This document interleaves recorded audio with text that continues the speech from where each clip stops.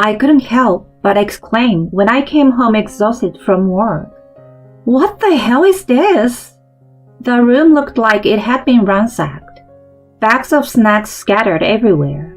In the center of the room was my mother-in-law and her sisters, slobbering in their sleep.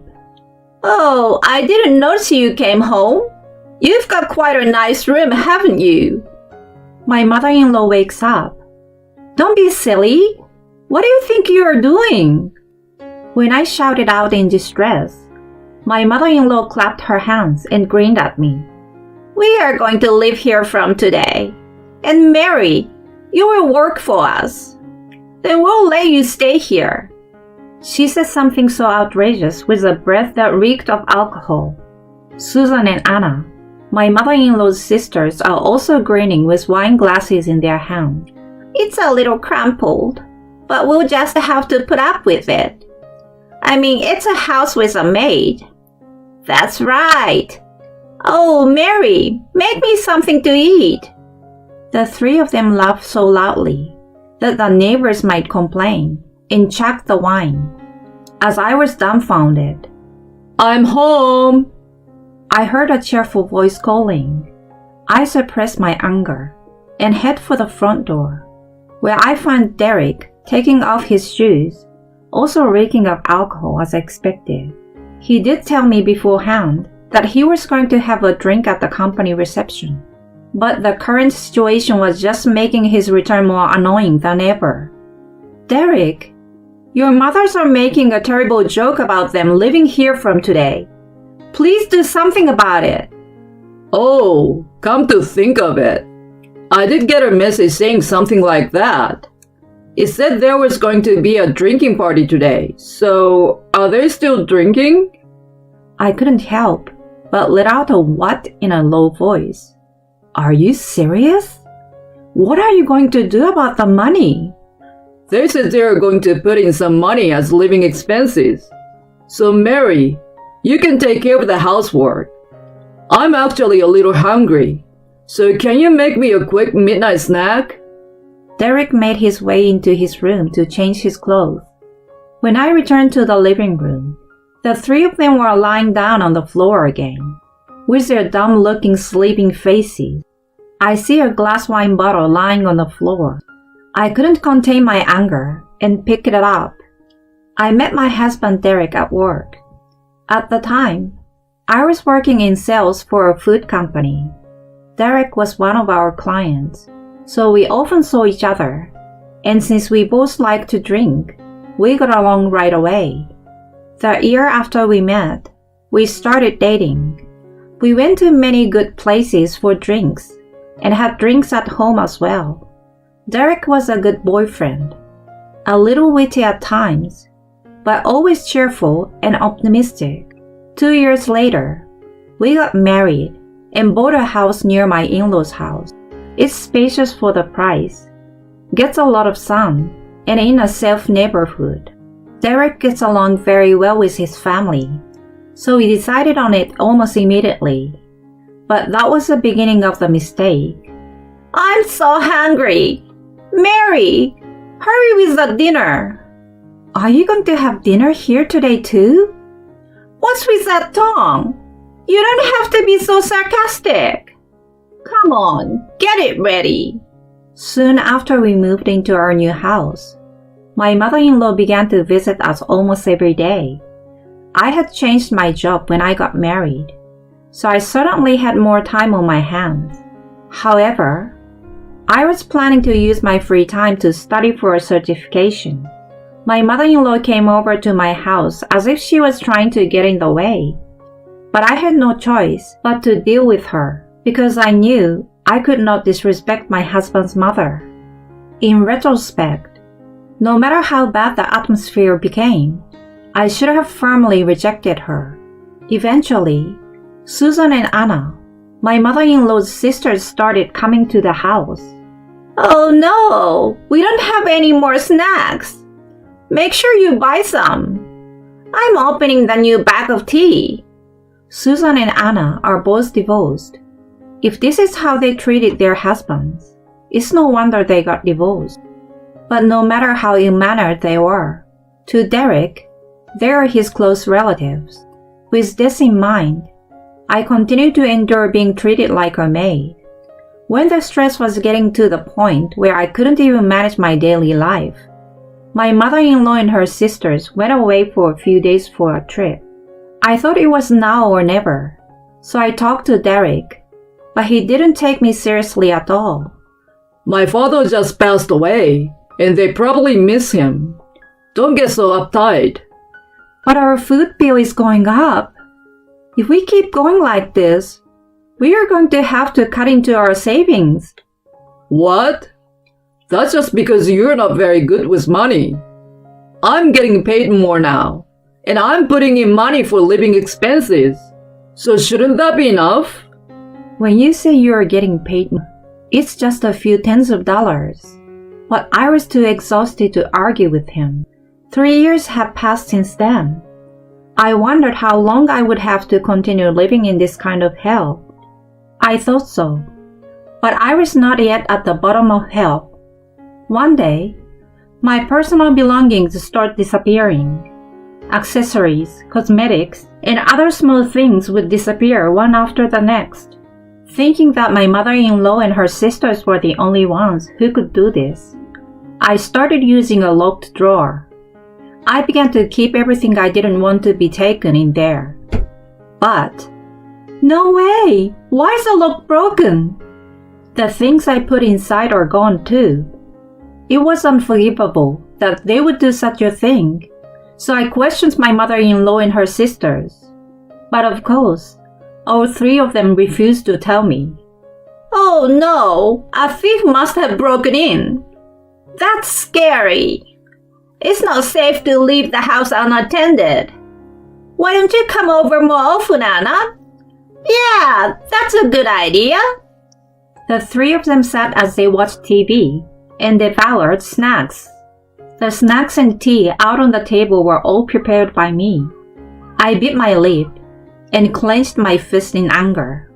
One day, when I came from work, I heard my mother-in-law and her sisters laughing from outside. I couldn't help but exclaim when I came home exhausted from work.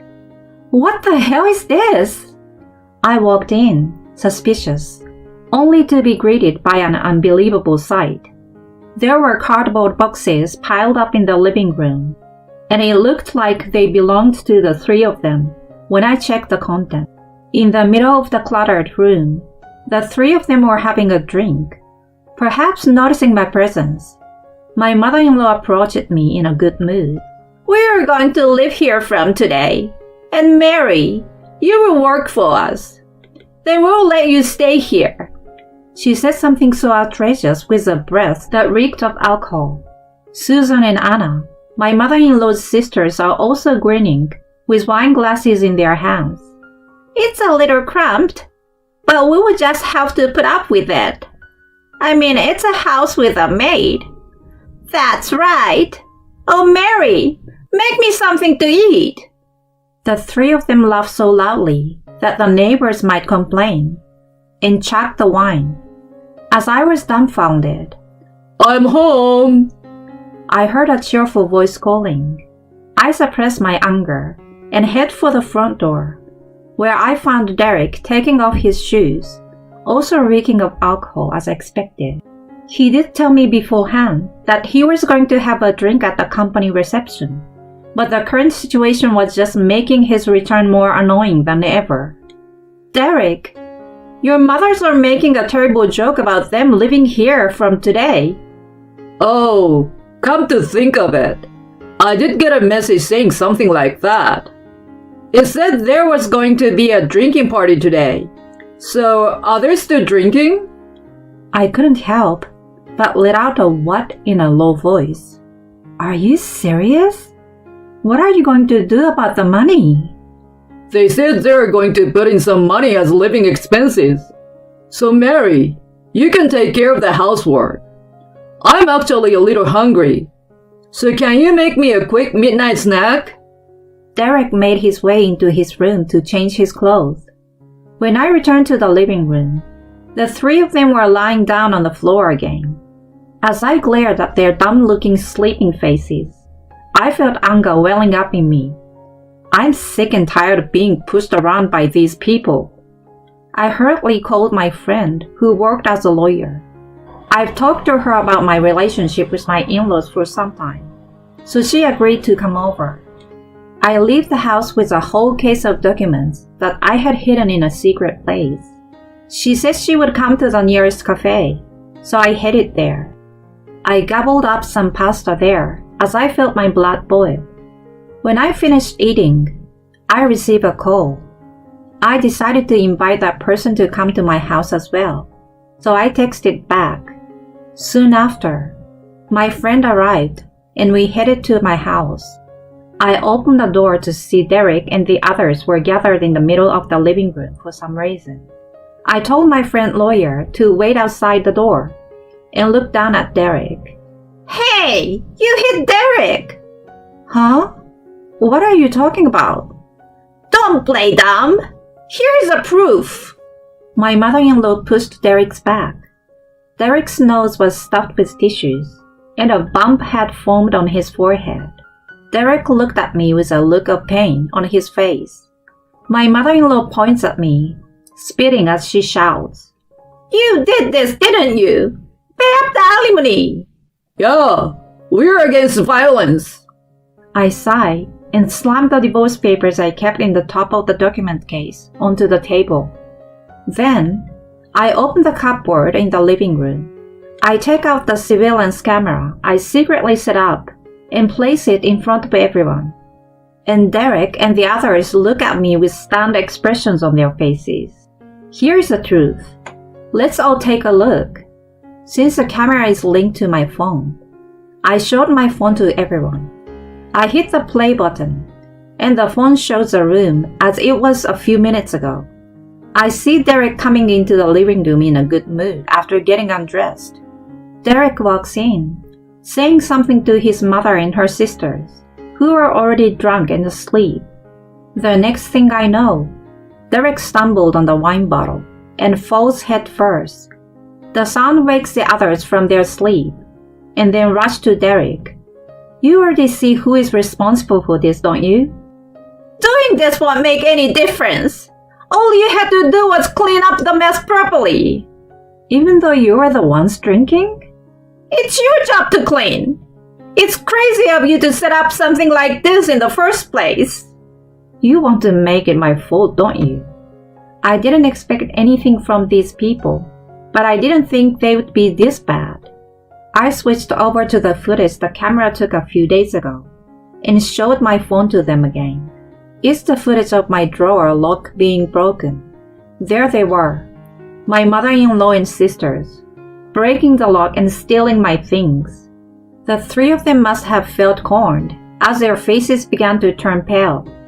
The reason why I set this up was because I wanted to know who was stealing my things.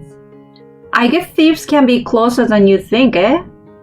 Well, that's... Wait a minute. Sure, maybe it was wrong of them to steal, but you knew I was hurt because you saw through the camera, didn't you? Then you're the perpetrator too, for being a bystander. Derek's absurd argument made me burst out laughing. I wanted to ask myself why I had married such a man. I let my friend lawyer into the room and put the divorce papers on the table in front of Derek. I saw it just now and came back in a hurry because I was so surprised. I wouldn't have wished for you to get hurt, even though we would be getting a divorce. Unlike your family, my heart is not rotten. And I told him that the house is in my name. The house was purchased by my parents, and I had the documents to prove it. When I told them to pay for the room cleaning and for the stolen items, Susan and Anna started to fight back. Hey, that's not what I heard. Yeah, I moved out of my apartment because you told me that I couldn't live comfortably here. Are you telling me it's my fault? It was Susan who brought the wine in the first place. While the three of them were arguing, Derek approached me. He apologizes to me with tears streaming down his face. I was about to say it was too late to apologize, when the doorbell rang. I shouted, "Come in!" toward the front door, and a woman appeared. Aunt Emma! "Oh, Derek, you gained so much weight. And why do you look so miserable?" Emma takes off her sunglasses and smiles beautifully. I could feel the atmosphere of the place change. My mother-in-law and my sisters look uncomfortable, huddled around each other. Emma is my late father-in-law's sister. She runs a company and has a huge amount of money.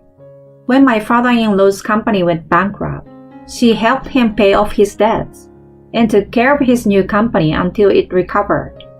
For this reason, my mother-in-law was completely indebted to Emma. Susan and Anna went to the same school as Emma, and they were also afraid of her.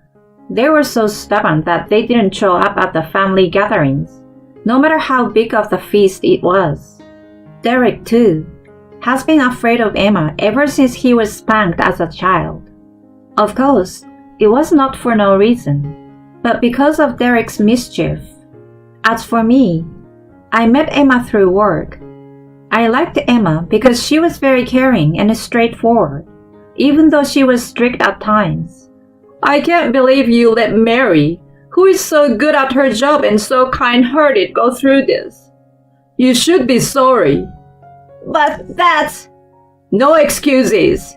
All of you, sit on the floor. With that, Emma began to lecture the four of them. They were fighting back so much until then, but all of them fell silent. The sermon went on for about an hour, and by the time it was over, Derek had stopped talking. Then, I made him sign the divorce papers in front of my friend and Emma. He also signed a written agreement that he would pay me alimony and any savings he had to use. And so, the years of hell finally came to an end. Well then, cheers! I gulped down the chilled beer. Is this what you call the taste of victory? It tasted several times better than the beer I usually drink. I was having a girls' night out with some of my girlfriends. But I had no idea that your ex-husband was Derek. I was so surprised when I heard. I know, right? Well, thank you for helping me out. No problem at all. But I want to hear more about it. After the divorce was finalized, I immediately sold the house.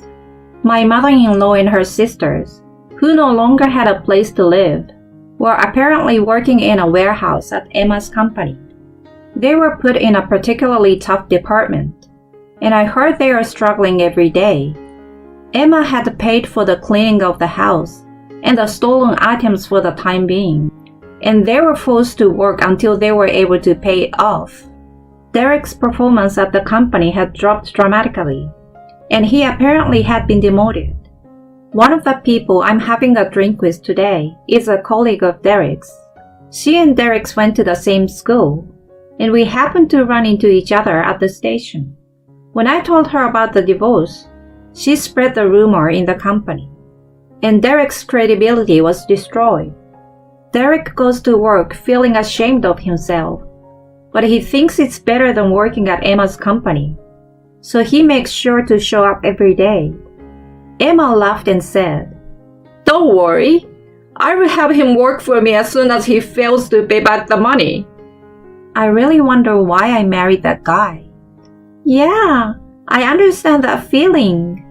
Well, it's a heartbreak drinking party today, so let's all laugh it off. That's right. And so, our laughter echoed throughout the place.